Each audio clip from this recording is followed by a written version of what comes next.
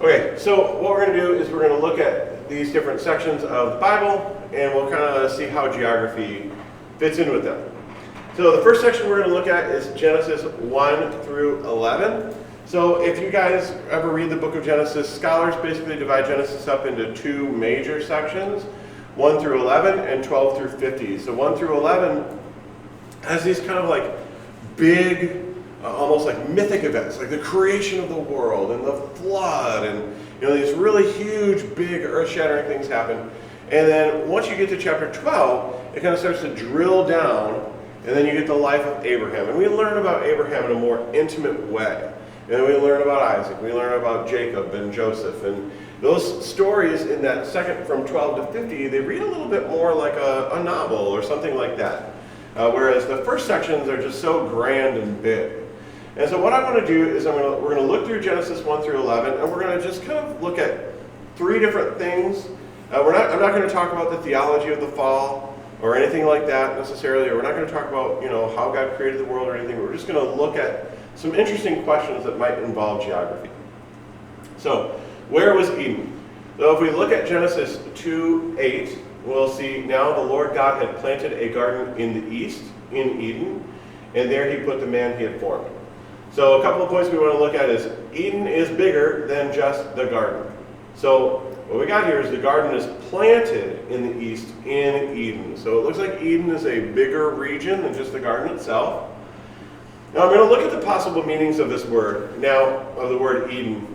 I am not a linguist, so I'm bringing this up based on some of the research that I did, but when you look at these languages, the Akkadian, the Hebrew, the Canaanite languages, they would have had a lot of similarities between them, so you would have been able to find similar words and similar meanings.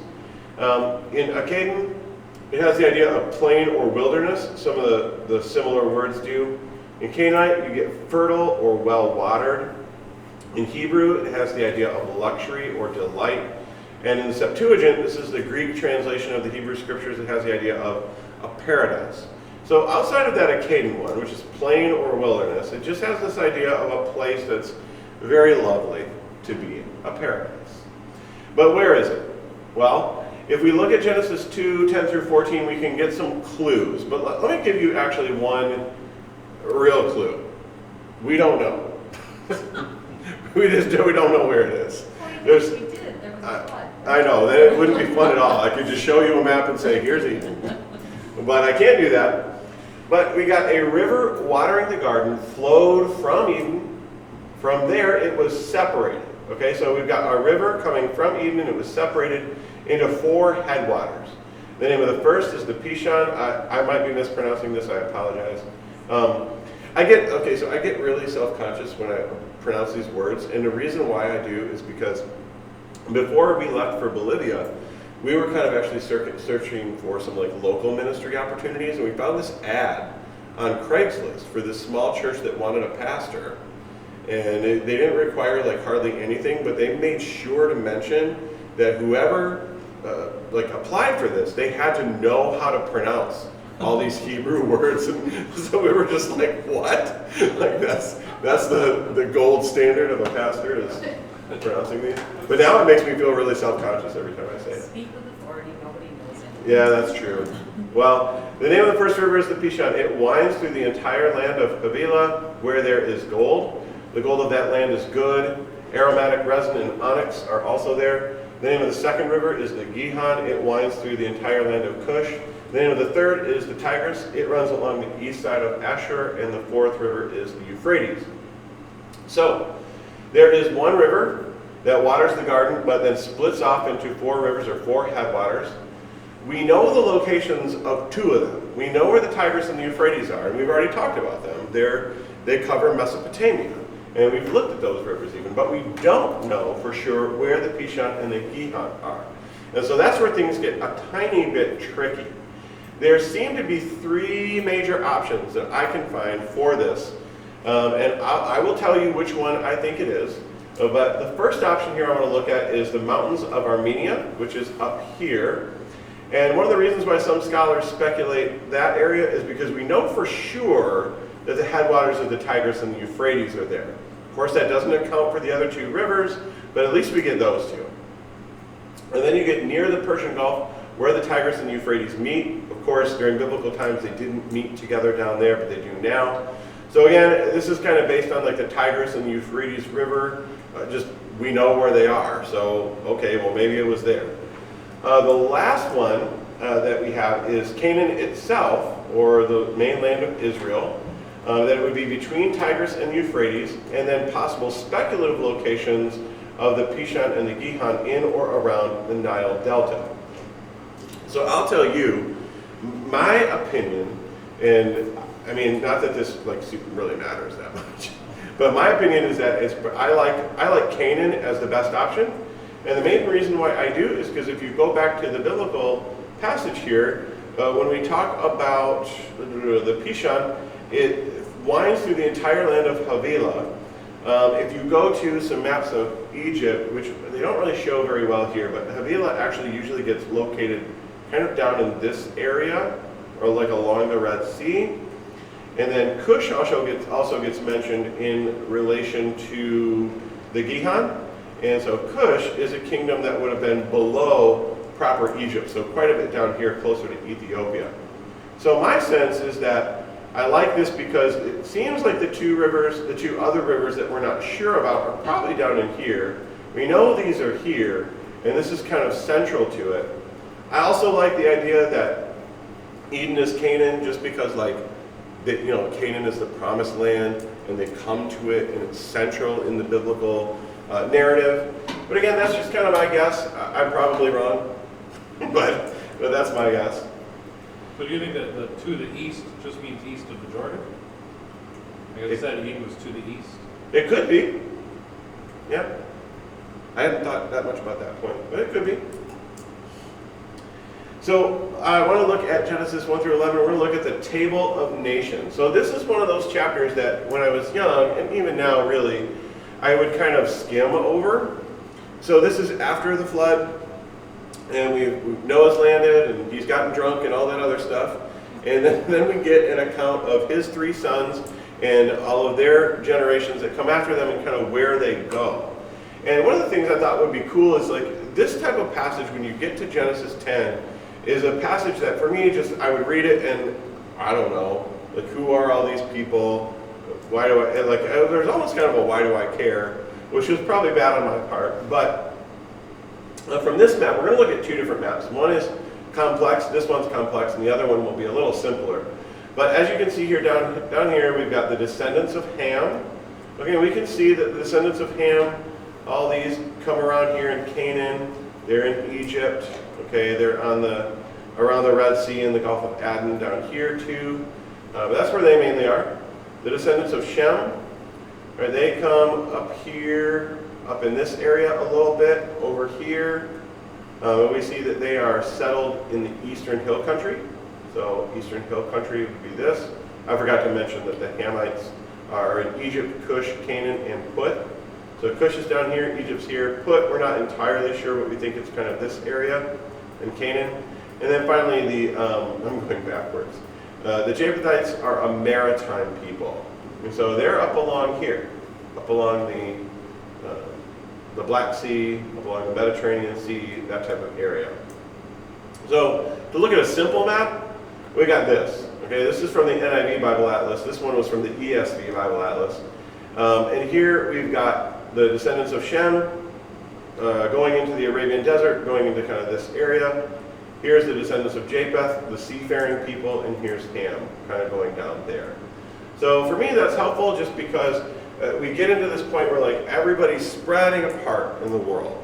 You know, I think it's just kind of helpful to have a visual. That actually helped me a lot more than reading the Bible passage itself. So now when I go back and read it, I feel like I can kind of understand what was going on. Okay, so Genesis 1 through 11. I want to take a little bit of time to do this because I think it's a super fun subject. And so I'm actually going to spend more time on this maybe than I should, but that's okay. We're going to look at the Tower of Babel and ziggurats. So I'm actually just going to read this whole passage because the passage about Babel is relatively short, and so we can read it. Now the whole world had one language and a common speech. As people moved eastward, they found a plain in Shinar and they settled there. They said to each other, "Come, let's make bricks and bake them thoroughly." They used brick instead of stone and tar for mortar. Then they said, "Come, let us build for ourselves a city with a tower that reaches to the heavens, so that we may make a name for ourselves. Otherwise, we will be scattered over the face of the whole earth." But the Lord came down to see the city and the tower the people were building. The Lord said, "If as one people, speaking the same language, they have begun to do this, then nothing they plan to do will be impossible for them. Come, let us go down and confuse their language, so they will not understand each other." So the Lord scattered them from there over all the earth, and they stopped building the city. That is why it is called Babel, because there the Lord confused the language of the whole world. From there the Lord scattered them over the face of the whole earth. So let's dig into this. There's actually a few really interesting things in this passage to me. The likely location of Shinar, or the plain of Shinar, is in this kind of like Babylon area, like right around here.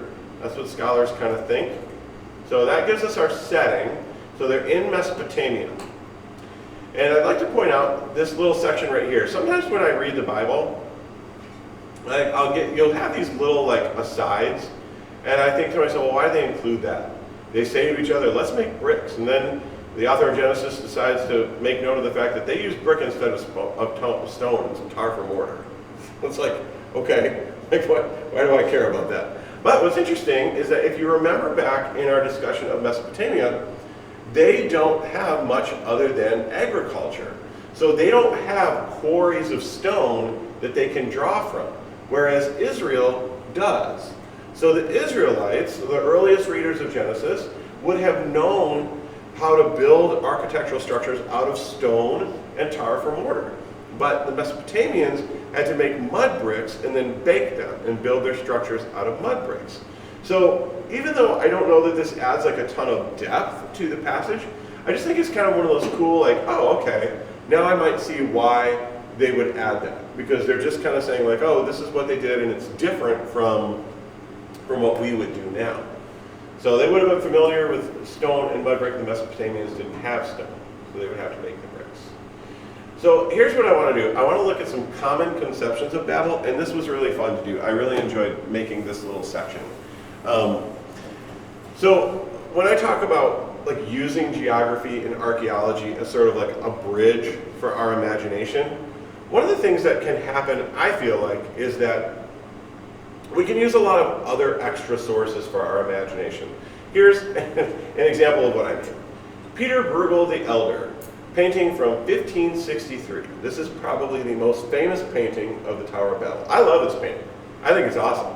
But this is probably not what the Tower of Babel looked like at all. Okay? So we've got real like Roman architecture. We've got really lush, fertile area as far as the eye can see. Probably not what the plains of Shinar looked like.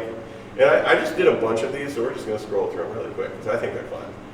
Here's another one, unknown German painter, end of the 16th century. We got everybody here in medieval clothing. Probably not what the people who made the Tower of Babel wore. Here we got this cool little arches. I really love these. Here's another one. This is from Meister der Weltenchronik, 1370. This Tower of Babel is just a straight up tower. And that's it. There's nothing else going on. And here's God apparently coming down to take a look. Okay? So here's another one. This is Cornelius Anthonius. I don't know how to pronounce that. This one I thought was really interesting because we see the Tower of Babel. It's got that same, like, it's got these Roman arches and all this other stuff, but it looks like God is blowing a wind down from heaven and cracking it apart, which is fascinating because that's not what the text says. What the passage says is that they stopped building it. Their language got confused and they just stopped. Okay? So I think that's kind of fascinating. That stuff can feed into our imagination of a passage, even though it doesn't represent the passage at all. Here's a couple more. I really like this one. We've got spirals here. This one's really romantic in my mind. It's really colorful and beautiful. They got a nice twinkling night sky. Again, medieval folks. Okay. Athanasius Kircher. This one's super cool. It goes all the way up into the sky, into the clouds. We got more crisscross spirals and stuff like that, huge Roman arches. Anton Mozart, 1600, again the same thing. We've got these massive bridges up here, but again we've got the spiral.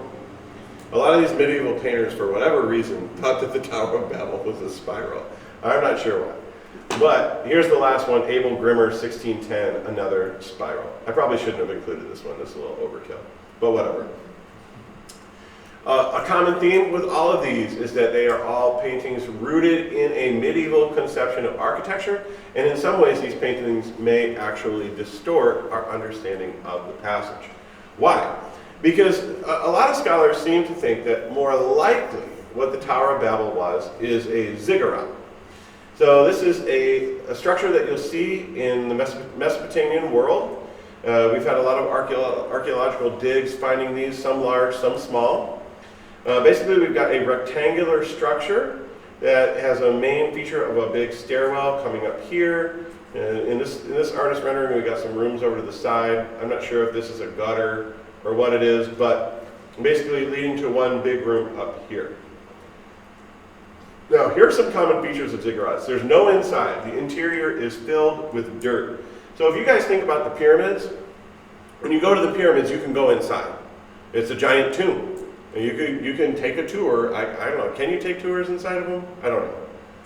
I'm not sure if you can or not. But if you could go in there, you could go, you know, if you were allowed, you could go in there and you could wander the rooms in the dark and maybe you could find a mummy.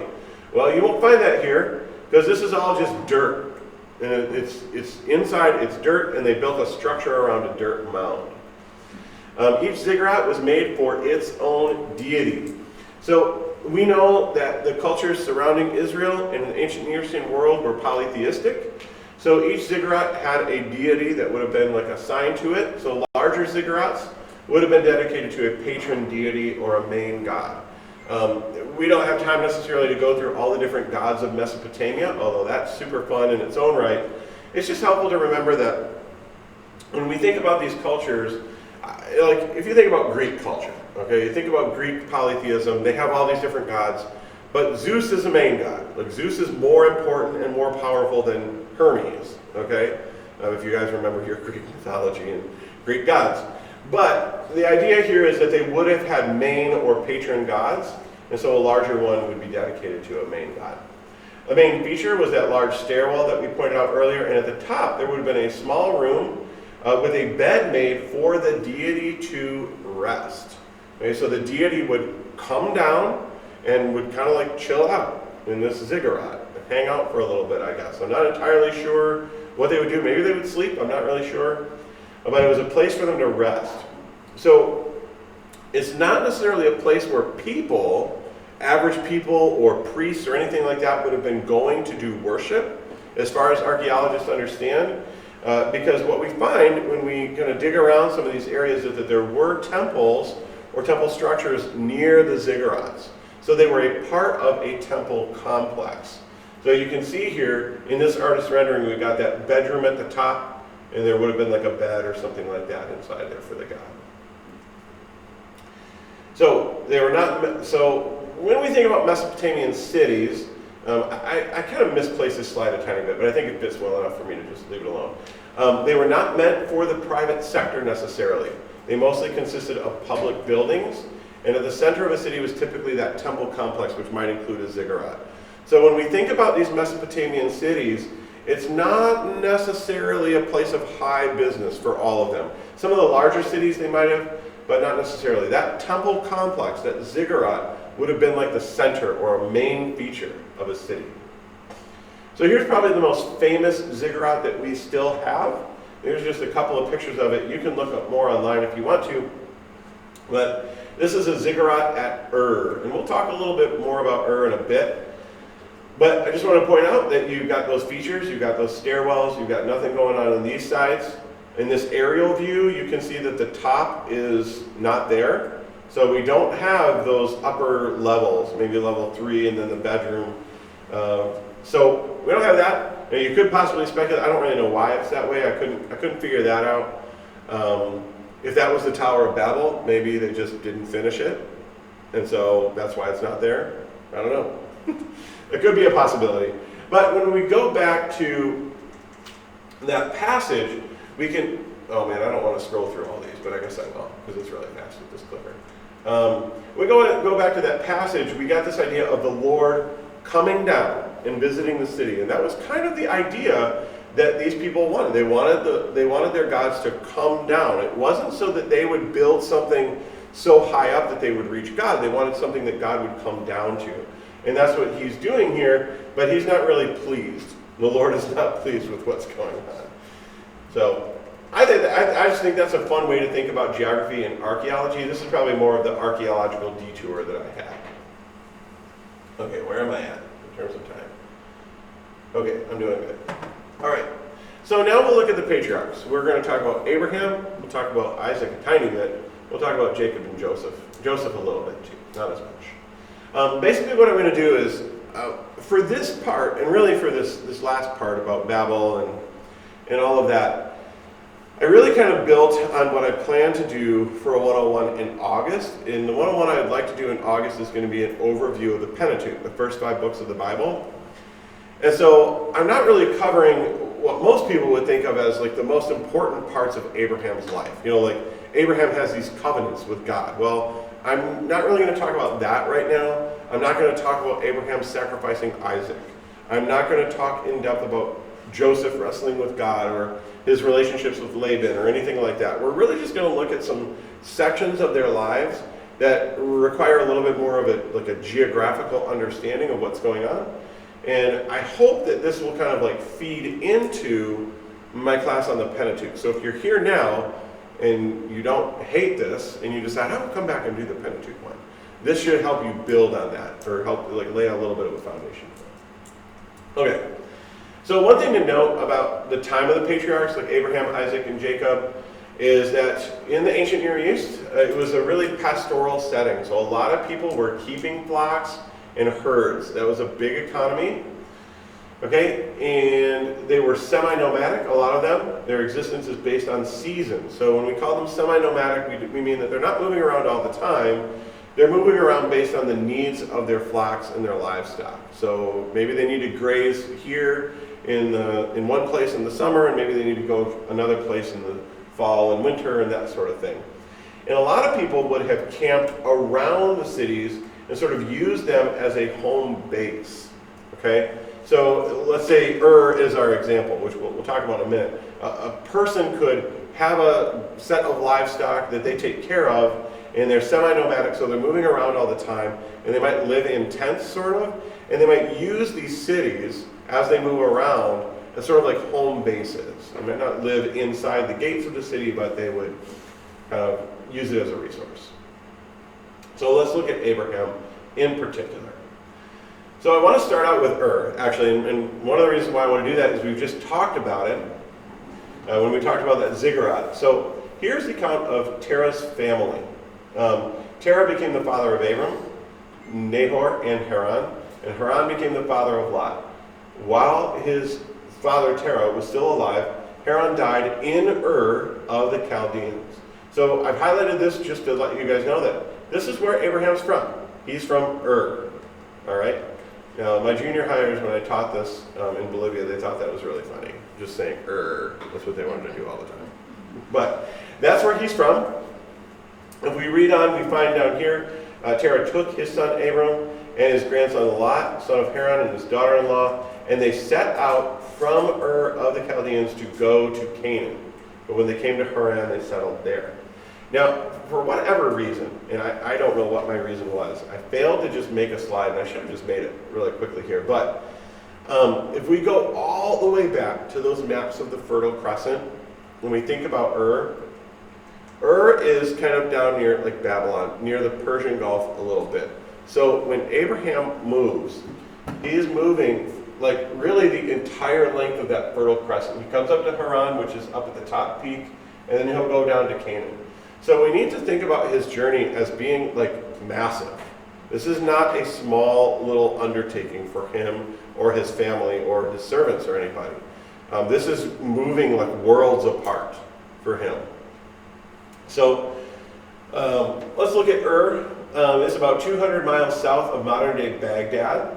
And this is an artist rendering that I scanned out of an atlas. And it's probably similar to what Abraham would have experienced, but what we've got here, and this is an artist rendering based on the archaeological digs at Ur.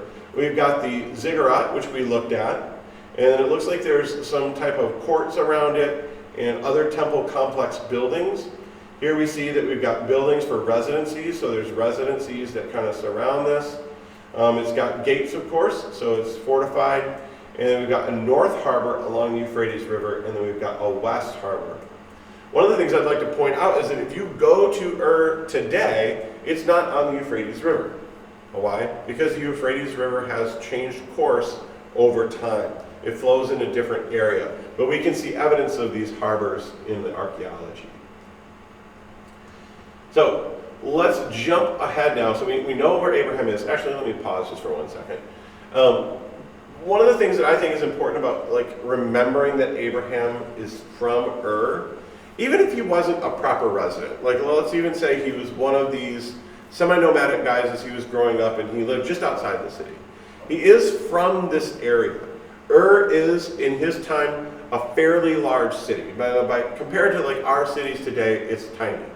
But in his time, this was a pretty big area, or a pretty big city. So when I think of Abraham, one of the things that my imagination does, and this may not be totally correct, but I tend to think of him as someone who is probably a little bit cosmopolitan. He is familiar with some of these cultures. He's familiar with larger city life for his time. And so when he moves to Canaan and when he moves to Haran, when he goes to these places, not only is he leaving behind his hometown or whatever, but he's leaving behind a lot of this culture, a lot of the kind of the ways of life that he is used to. He's kind of going into a no man's land, if you will. Okay, so now I want to jump up to Genesis 14, and one of the reasons I want to do this is because if you're reading through Abraham's life, you get going and then all of a sudden it stops and there's this whole battle in the valley of Siddim, and there's this whole sequence that, for me, at least reading it early on, I really did not know what to make of it, why it was there, and what's happening here. And I think even just if you can't figure out why the author of Genesis included it, I think it's kind of cool just to follow where everybody's from. So you get these 4 Mesopotamian kings, and they come down and they attack these 5 Canaanite kings. So what I want to say right here is when we use the term king, I don't want you to think like King Henry VIII, okay? These are not kings that are over a vast kingdom, okay? With a lot of these cities or city-states in the ancient Near Eastern world, they would have had their own king, okay? These are fortified cities. They kind of have a little bit of autonomy in their governance. They kind of do what they want. I like to think of them as glorified mayors. Okay, that's what my imagination does. Now, they were probably more than that, but that's how I like to think of them, because it wasn't like the king of Gomorrah got to have a kingdom all out here or anything like that. He had authority in Gomorrah, and then there would be another king over here in Sodom, right? Or another king in the city down here over here. So what I want to point out is you get these 4 Mesopotamian kings. For fun, I'll pronounce them: Amraphel, Arioch, Kedorlaomer, and Tittle. Okay? And they come down from Mesopotamia, and they decide they're going to attack these cities. Now, we don't know particularly where Sodom and Gomorrah are. This is one of the fun things about a lot of biblical geography, is that there's a lot of guesswork. And if you notice some of these maps, you'll get, here's a city, Kiriathaim, question mark. We don't know. Maybe. Sodom, maybe. Gomorrah, maybe. We're not sure. Adama, maybe. There's a lot of question marks on these maps because we're just not 100% sure. One of the difficulties is that names can change over time. We're not sure, when we dig up some of these areas in archaeology, it's not like there's a big sign that says, "Welcome to Sodom," future archaeologists, or anything like that. So they kind of have to do the best guess they can. But either way, you got these Mesopotamian kings that come down. They take this route down here and they start attacking all this stuff, and they go down here and they come back up here and they have a battle in the valley of Siddim where the local kings, the Canaanite kings, kind of lose, And then the Mesopotamian kings are getting ready to go back up home, and they pass up here, and they pass through Mamre, which is where Abraham is. And Abraham hears about this. He hears that they came through here, and they attacked these cities, and they attacked Lot, and they have Lot. And so Abraham says, well, I'm going to chase them. So here he is, down near Mamre. So down here near like Bethlehem and Jerusalem. And he chases them all the way through the hill country, all the way along the Jordan here, all the way into the Galilee region, and up further north to Dan, where he fights them, and he kind of wins, and then he gets Lot back, and the Mesopotamian kings kind of go back home. So basically what I like about this map and what I like about pulling this type of thing out is that it gives me a visual to see what was happening. Again, like when you read that passage in Genesis 14, you got all these locations, and well, where are they? Well, what were they doing? And so this just gives me an idea of the scope of this event, is that it really covers all the way. Like it covers the breadth and width almost of all of Israel. I mean, these kings are coming down here. We've got all this stuff in the Transjordan. They're going down into the Negev. They're coming back up through hill country, all this stuff. So it's actually a pretty big, epic scenario. Even though I still am somewhat puzzled as to its significance in some ways. But it's a cool scenario. Okay, Abraham's servant. Now, we're not going to talk about Isaac a ton, and we'll find out why, or at least why I think we're not going to talk about him. But we're going to talk a moment about Abraham's servant. So I am skipping over a lot of Abraham's life, basically.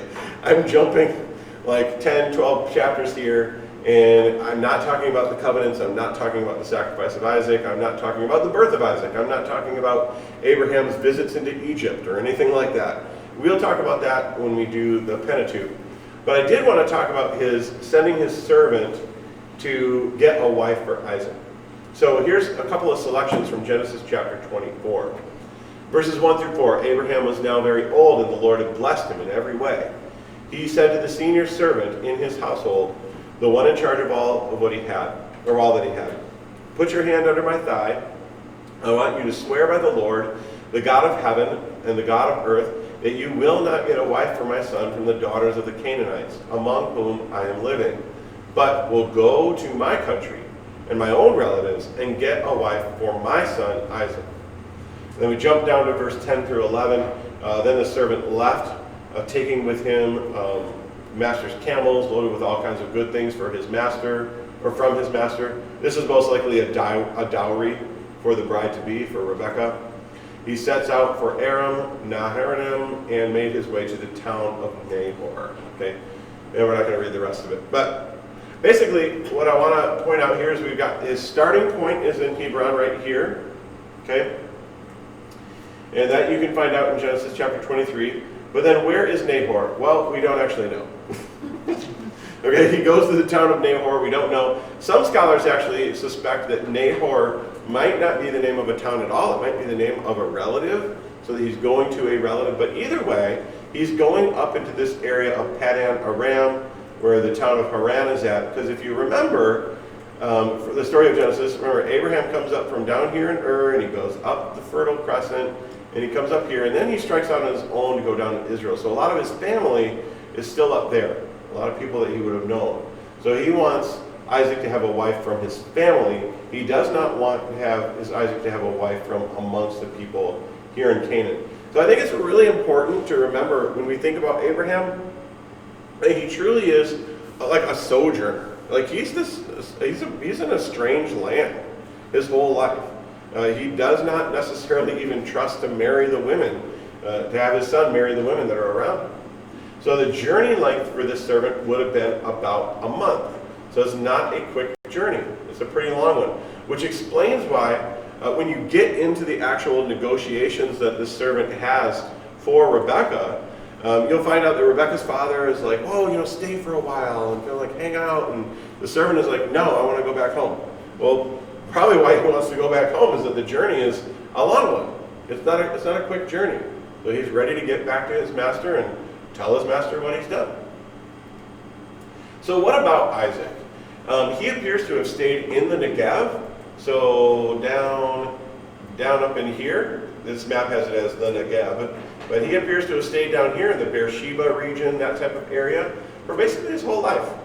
Okay, we don't get a lot of movement for him. Unlike his father or his children, Isaac is pretty stationary.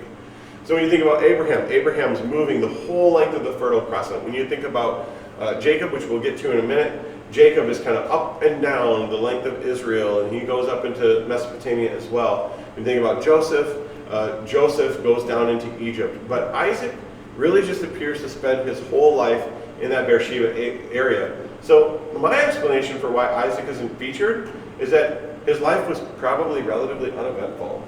I mean, my guess is that he just lived a quiet life, took care of his herds, took care of his family, did well, was probably a good guy, and then died.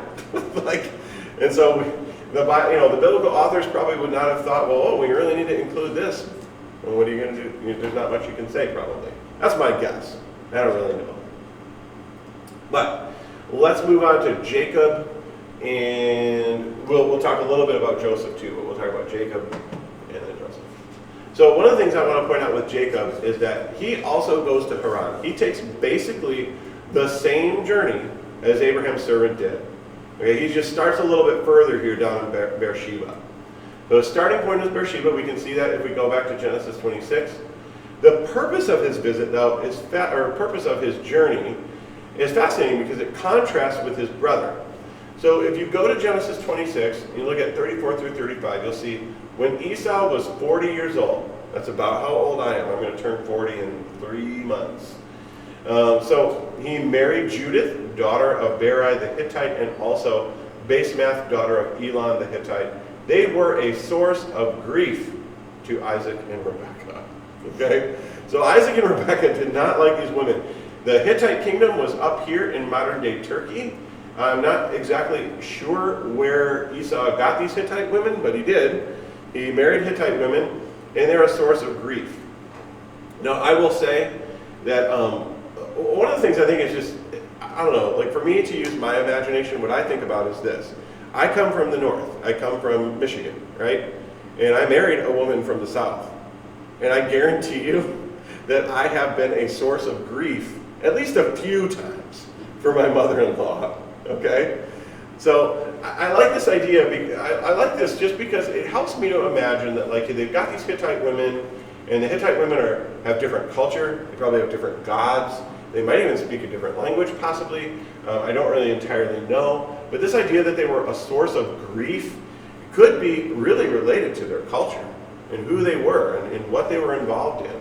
And Esau apparently didn't care, I don't know. But when we think about the purpose for Jacob going all the way up here to Haran to be with Laban and to marry Leah and Rachel, and I'm not going to talk a lot about that, we'll talk about that more in the Pentateuch class, but the purpose for him going up there is fascinating because it's the same purpose that Abraham had for Isaac when he married Rebekah. Rebekah basically says, I don't like these Hittite women, I don't want Jacob to marry any Hittite women, so she goes to Isaac, and she says, Isaac, you got to tell Jacob to go up there and get a bride from somewhere else. Get a bride from my family. Go up to Haran again. And so Esau hears about this, and he gets kind of upset. And so Jacob leaves, and he goes up there to find a wife from among their family, among their kin, among their people. So we still have this problem over and over again of like not wanting to marry into the culture of the Canaanites.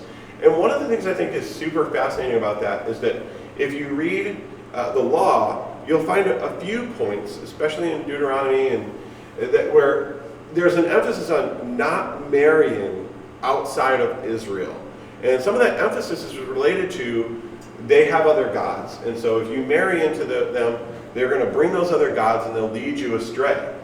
And when I use my imagination and I think about that, I think about the fact that I married Olivia, and Olivia is from the South. And so she has some like Southern culture stuff. She doesn't have totally different gods, thankfully, but she does have some like Southern culture stuff that has rubbed off on me over the years. So I can imagine that if Esau had married Hittite women, that he could have this stuff rubbing off on him. And I love this because it's almost like a narrative reflection of the laws that will come later, where the marrying into these other cultures is like a source of grief for them, It kind of brings them astray. It brings a lot of strife. Not that Jacob's experience up in Haran is like super smooth. If anybody remembers that. It's not super smooth, but he seems to have a good family in the end. So, when Jacob returns, okay, so after being up in Haran with Laban for a long time, Jacob finally says, okay, I'm done with this dude, I'm going to leave. And he tries to sneak out. So he flees from Laban, who catches up with him in Gilead. And here's Gilead, right about here. It's kind of a general area. And we've got this inset. Immediately after meeting up with Laban, so Laban basically meets up with him and kind of says like, well, why did you flee from me, man? Like, you didn't have to do that. And they kind of have a little bit of an amicable situation there. And immediately Jacob turns around to find the threat of Esau is nearby. So Esau was living down here in Edom, and then Jacob's here. So you got Laban up here and Esau down here, and Jacob's kind of caught in the middle. And so in between those two threats, Jacob wrestles with God here. And then after his reconciliation with Esau, Esau will go back down to Edom, and Jacob will come into Canaan. So again, like for me, this wasn't the most important section of Jacob's life. Like the more interesting or important sections would be like the things that I guess we would focus on are like Jacob having, seeing the stairway to heaven, or Jacob wrestling with God, or Jacob and his interactions with Leah and Rachel, or all these different things. This is usually not the most important, but or at least the most significant in my mind. But I love the geography of it, where he's kind of just trapped between two people geographically, and then he kind of is able to get out, so to speak. I'm not going into the passage in depth, but okay, last one, and we won't take a long time on Joseph, because Joseph's life is pretty stationary too. Like Isaac, he spends an early amount of time, early life in Israel, mostly in Beersheba, and then he goes to Egypt, and he kind of stays put in Egypt. But I thought it would be cool to just illustrate one little fact. When you read the story of Joseph, you find that he's coming from down here. So you got Jacob here in Mamre, and I don't know why I said Joseph lived in Beersheba. I said the wrong name. Anyway, we got starting out in Mamre, and Joseph's brothers are up here in this general area, kind of tending to their flocks. And Jacob says, "Yo, Joseph, go check out, see what your brothers are doing." And Joseph follows his brothers all the way up into Dothan, and that's where they throw him into a cistern, and they leave him for dead. But then Reuben says, "No, we should sell him," which is not much better than leaving him for dead. But what I think is kind of cool is that the trade routes, what we think to be the common trade routes for trading between Egypt and Mesopotamia, would have cut through this area and right where Dothan is, and then they would have gone down those foothills and into Egypt. So I think it's just kind of cool to know that like Dothan in that story really does match up with what we know as a general trade route for slaves and other type of trade. One other last little slide. I ended this section a little bit on a whimper, but we'll just go with it. This is a tiny archaeological detour. So when the Midianite merchants came by, this is from Genesis, his brothers pulled Joseph up from out of the cistern and sold him for 20 shekels of silver to the Ishmaelites, who took him to Egypt. So what's kind of cool about this, not that he got sold into slavery, that's not cool, but what's kind of cool about this is that 20 shekels of silver was a standard price for a slave. So I looked at a few different ancient Near Eastern law codes just to reference, but I decided to stick with the good old Code of Hammurabi, which is probably the most famous law code outside of the Bible. And Law 252 says, if he kills a man's slave, he shall pay 1/3 of a mina, or mina. 60 shekels equals a mina, or mina. So what is 1/3 of a mina? 20 shekels. So there you go. I couldn't find a picture of a shekel because a shekel seems to be a weight measurement. So I put these ancient Chinese coins on here just so I could have a picture. But yeah, so that's basically it for today. That takes us through Joseph. Again, there's not a lot of geography to cover with Joseph, but there's definitely a lot of geography to cover when we get to the Exodus and beyond. But I'll go ahead and pray, and then we can disband. Oh, wait. Before I do that, Did anybody look at your homework assignment? Yeah. Okay. Did you have any questions? On the one side, there's a basically blank map of Israel, and on the other side, there's a thing that tells you that what you need to do is plot all those different places on that blank map. So what you can do is you can use if your Bible has some atlases in the back, as a lot of them do, you could use those. If you don't have that, you could look online. When I did this exercise, this is actually pulled from a graduate class I took while I was in Bolivia. The professor there has this thing called Scripture Workshop, and he kind of just makes it available to the public. And he's told everybody you can just kind of take what you want from it. And this exercise is one that he designed, and I thought it was really cool. And when I was in Bolivia, the Bibles that I happened to have just didn't really have atlases, so I had to do a lot of the work online. And it was pretty easy for the most part, just to say, like, oh, where is this? And then, so plot that on a map. I want you to write your name on it. If you turn it in without your name, I don't know whose it is, and then you don't get a grade. But yeah, that's all. I think it's a really fun exercise. It was something that helped me so that when I already kind of done some of this in my graduate or in my undergraduate work, but when I did doing this again was really helpful because it just kind of gives you a sense of like when you're reading, if you can plot like where is Bethlehem? Well, then you just know where that is when you're reading it in the text. You don't have to think about it. You can just know where it is. But anyway, I'll go ahead and pray, and then we can go. Lord, I want to thank you again just for the opportunity to teach this class. I enjoyed preparing for it. I enjoy thinking about how you did reveal yourself to particular people in particular places. You revealed yourself to Abraham. You revealed yourself to the people in Babel, on the plains of Shinar.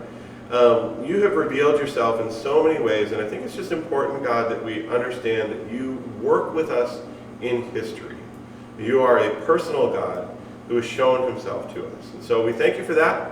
We thank you for these lands. We thank you for the maps. We thank you that we live in a time that we can look at these things in maps, and we have pretty up-to-date geography and archaeology to work with.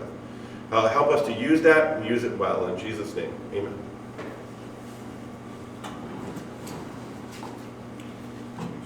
So, that's it.